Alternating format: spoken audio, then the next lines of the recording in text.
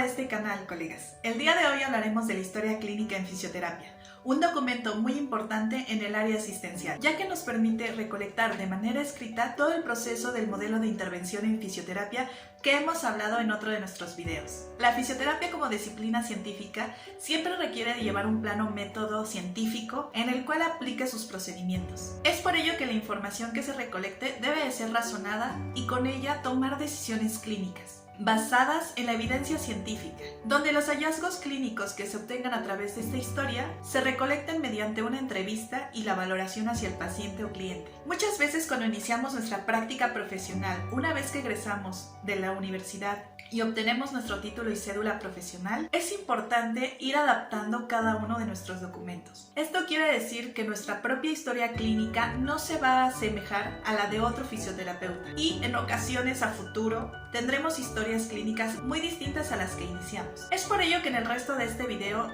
te daremos los elementos principales que sustentan y arman la historia clínica, pero tú tomarás la última decisión de cómo construir y ocupar este elemento importante. Ahora bien, vamos a definir primero qué es la historia clínica, que finalmente es el conjunto de documentos que recolectan la información sobre un paciente o cliente, donde hacemos constar de manera escrita toda la información recolectada en su entrevista, valoración y notas de seguimiento de sesiones subsecuentes.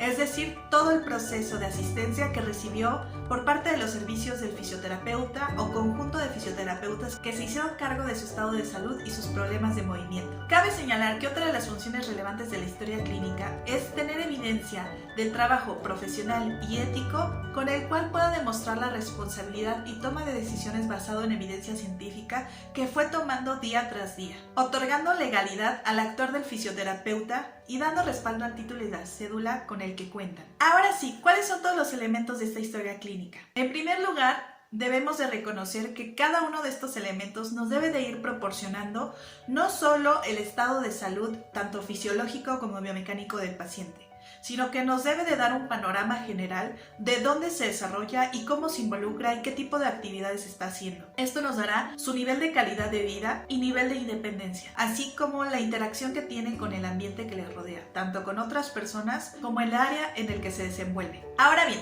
el primer elemento de nuestra historia clínica es la ficha de identificación, la cual nos permite reconocer los datos más esenciales que le pertenecen al paciente, la cual nos da los datos esenciales que nos permite reconocer quién es nuestro paciente o cliente de manera básica y cómo poder contactarlo. Es por ello que contiene el nombre, la edad, el género, ocupación, religión, lugar de residencia, lugar de nacimiento y el número de contacto, inclusive la dirección donde vive. En ocasiones se debe de tomar en cuenta también como contacto a algún familiar o tutor cuando éste lo requiera.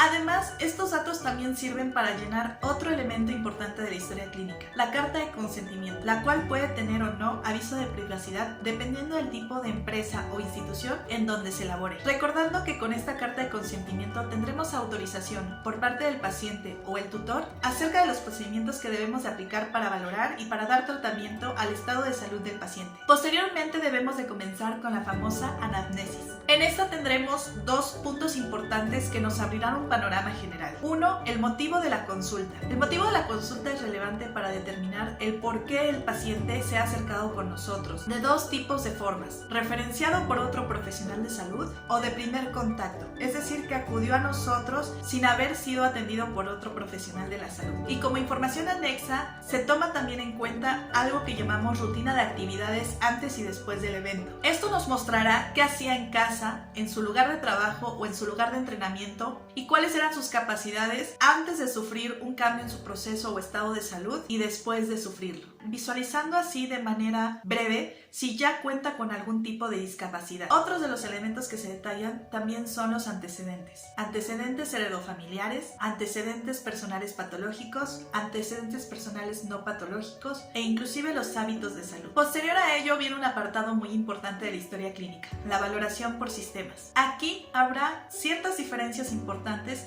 entre el área médica y el área de fisioterapia. Como lo hemos tocado en otro de nuestros temas, el sistema de movimiento en el cual el fisioterapeuta se hace cargo de analizar para detectar alteraciones de movimiento, lo divide en 4 elementos principales, los cuales tomarán lugar en este segmento. Todo dependerá de tus habilidades, tus destrezas y de la manera en la que cada fisioterapeuta organice estos elementos. Es por ello que en este momento los presentaré de la siguiente manera: elemento de sostén, elemento modulador, elemento biomecánico y finalmente el elemento base. No precisa de que sea en este orden la manera en que tú los apliques.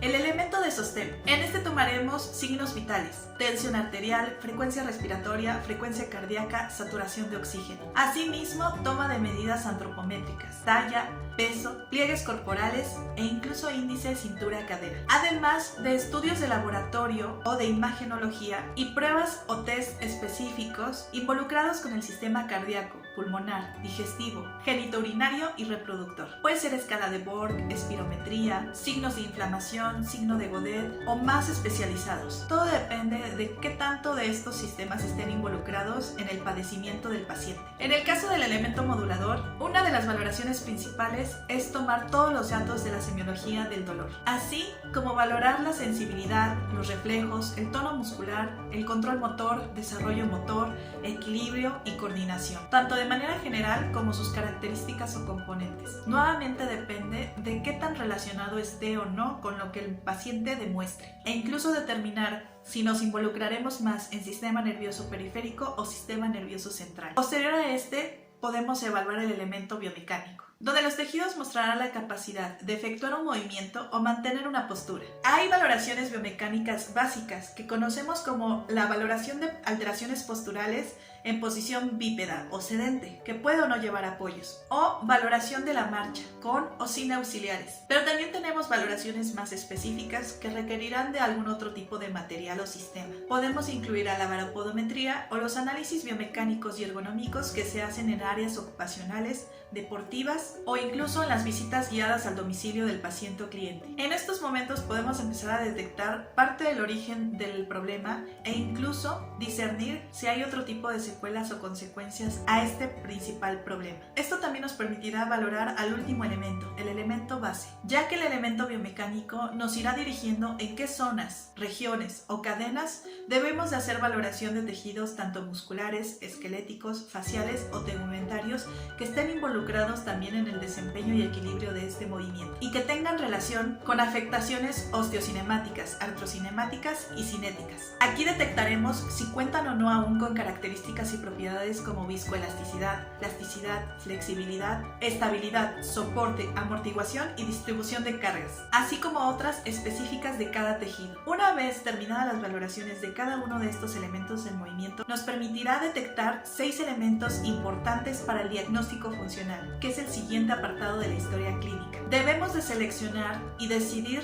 concretamente cuáles son las estructuras y funciones afectadas, para incluir también la descripción de las actividades limitadas y las participaciones que están restringidas. Y por supuesto señalar cuáles son los factores que sirven como auxiliares o como barreras para desempeñar el máximo movimiento y capacidad del paciente para realizarlo. Es todo un análisis y proceso de investigación, desde la detección y búsqueda de cada uno de estos elementos e incluso su organización, categorización o jerarquización de cada uno de estos componentes, en los cuales podemos auxiliarnos de la clasificación internacional de la función, la discapacidad y de la salud. Una vez organizada esta información, podemos pasar al apartado en el cual determinaremos tanto el pronóstico como los objetivos de intervención. Recuerden que tenemos detalle de cada una de estas informaciones dentro de nuestra red social de Facebook. Ahí podrás consultar cuáles son los tipos de pronóstico que se determinan en el área de fisioterapia. Incluso el método SMART con el cual diseñamos objetivos de intervención, que este último nos dará las acciones en orden cronológico de lo que debemos de trabajar en el paciente, de modo que se prioricen los elementos que requieran una atención inmediata, y así sucesivamente. Una vez determinados, haremos una selección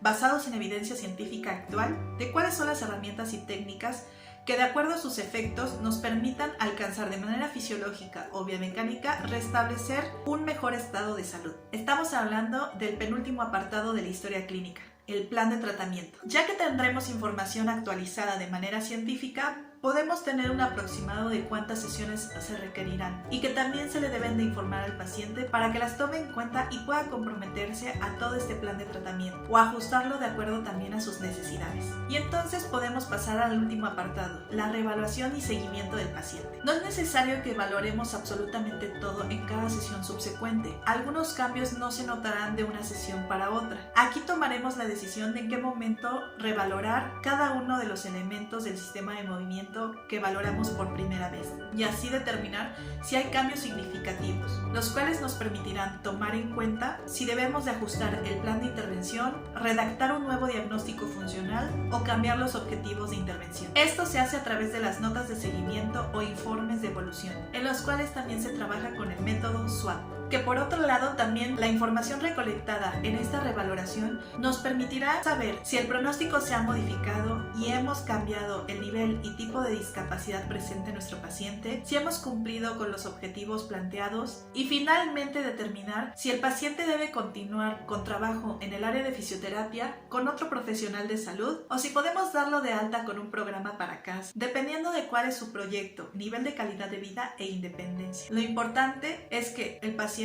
también salga con el conocimiento de su estado de salud y cuáles son los hábitos y factores que debe de ir modificando para evitar una recaída o alguna alteración del movimiento que realmente se pueda prevenir. Ahora, para concluir, hemos de determinar que lo que vimos con anterioridad son solo pasos esenciales para armar una historia clínica en fisioterapia. Te recordamos que tanto tu especialidad como el tipo de patología, enfermedad o estado en el que se encuentra tu paciente o cliente, tus habilidades, destrezas y conocimientos que adquirirás con la experiencia y aplicación de cada uno de estos métodos y de la dinámica con la que cuente tu consultorio o clínica determinarán cómo construir este formato, que incluso puede ser de manera virtual o impresa, sin olvidar que debe facilitarte a ti como fisioterapeuta un actuar tanto profesional como ético. Síguenos en nuestras redes sociales. Si tienes alguna duda, puedes escribirnos. No olvides revisar los otros videos que hemos sugerido para ti sobre el modelo de intervención en fisioterapia y sistema de movimiento. Ayúdanos con tu suscripción a este canal y dándole like a todos nuestros videos. No olvides que puedes consultar cada uno de ellos y también compartirlo con la comunidad para que más personas y profesionales se beneficien de ello. Somos Physio and Teach.